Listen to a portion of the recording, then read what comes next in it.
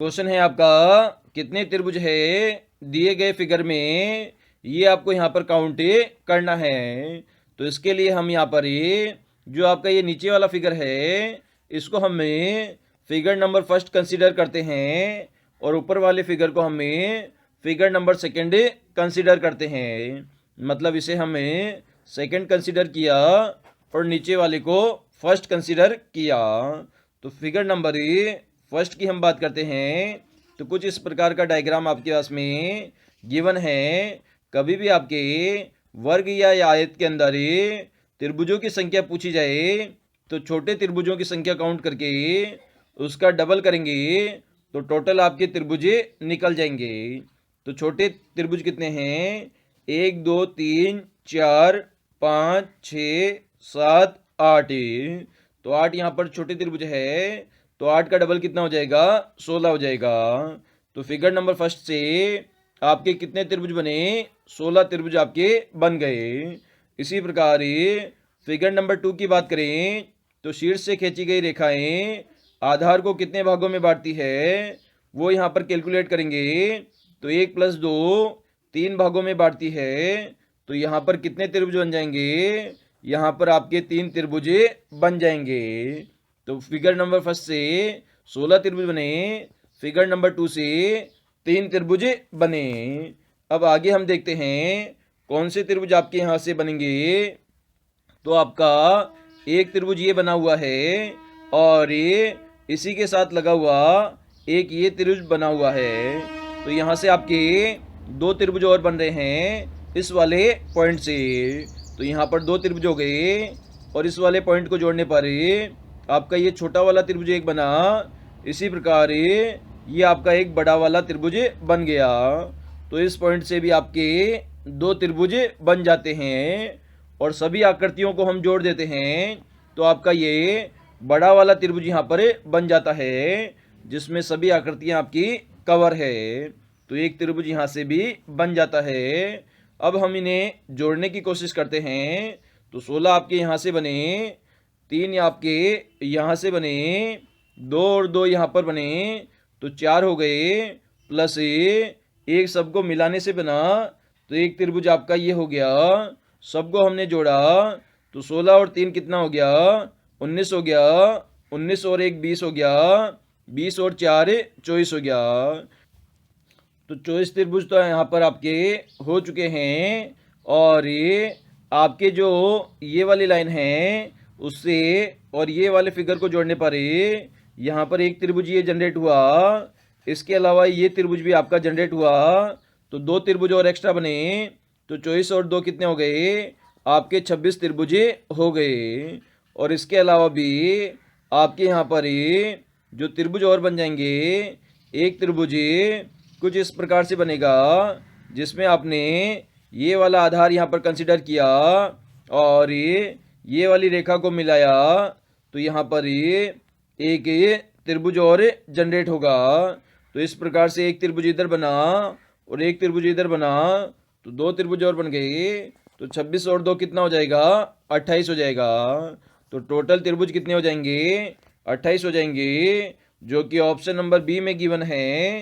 तो बी हमारा दिए गए क्वेश्चन का आंसर हो जाता है। क्वेश्चन है, सी माता है ए और बी की।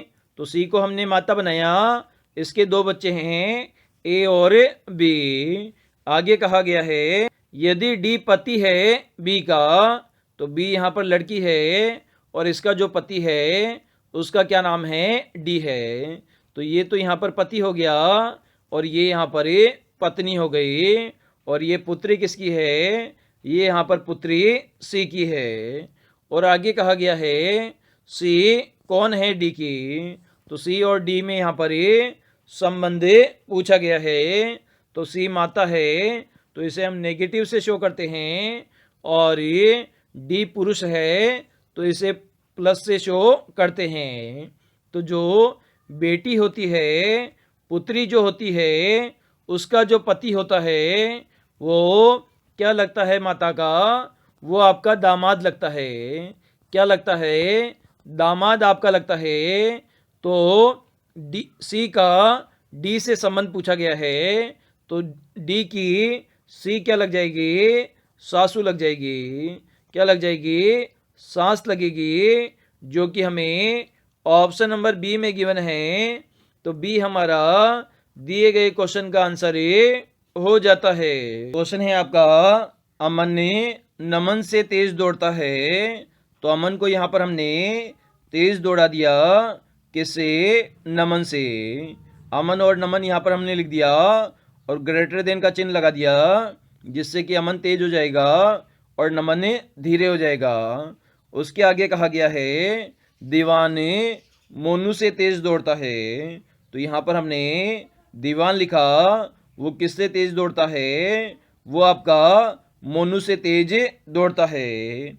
और आगे कहा गया है, किंतु विजय जितना तेज नहीं है। जो आपका दीवान है वो किससे तेज नहीं है, वो आपका विजय से तेज नहीं है। मतलब विजय यहां पर तेज है दीवान से। और आगे कहा गया है, सबसे तेज कौन दौड़ता है। तो सबसे तेज कौन दौड़ेगा, यहां पर जो विजय है वो आपका सबसे तेज दौड़ेगा, क्योंकि सबसे फर्स्ट पोजीशन पर आपका विजय आ रहा है। तो विजय हमारा दिए गए क्वेश्चन का करेक्ट आंसर हो जाता है। क्वेश्चन है आपका, 11 बजे घंटे और मिनट की सुइयों के बीच कितना कोण होगा, ये आपको फाइंड आउट करना है। तो घड़ी में हमें सिंपल सा 11 बजाना है। तो हमने यहाँ पर 11 बजा दिया। तो यहाँ पर जो आपका समय है वो आपका फिक्स 11 बजा है। तो यहाँ पर एंगल कितना होना चाहिए, 11 के बाद में आपका 12 बजता है, तो 30 डिग्री का यहाँ पर एंगल होना चाहिए। फिक्स 11 बजे की बात हो रही है, क्योंकि आपका जो सर्किल है वो कितने में डिवाइड है, 12 खानों में आपका सर्किल डिवाइड होता है। तो 360 टोटल डिग्री होता है, इसमें हम 12 का भाग देंगे तो आपका 30 डिग्री एंगल आएगा, जो कि ऑप्शन नंबर सी में गिवन है। तो सी हमारा दिए गए क्वेश्चन का आंसर हो जाता है। क्वेश्चन है आपका, A B C D colon Q R S T double colon B A C D colon question चिन्ह है। तो यहाँ पर कौन से 4 लेटर आएंगे वो आपको यहाँ पर फाइंड आउट करने हैं। तो सबसे पहले यहाँ पर देखा ए बी सी डी लिखा है और यहाँ पर बी ए सी डी लिखा है। तो यहाँ पर हमने ए बी सी डी लिखा और इसको आगे हमने क्या कर दिया, बी ए सी डी कर दिया। मतलब ए और बी की हमने पोजीशन चेंज कर दी और सी और डी की पोजीशन हमने सेम रखी। तो यहाँ पर क्यू आर एस टी में हम क्या करेंगे, एस टी की पोजीशन सेम रखेंगे और क्यू और आर की पोजीशन चेंज कर देंगे। तो आर क्यू एस टी हमारा हो जाएगा और ये आपको ऑप्शन नंबर ए में गिवन है। तो दिए गए क्वेश्चन का हमारा ए आंसर हो जाएगा।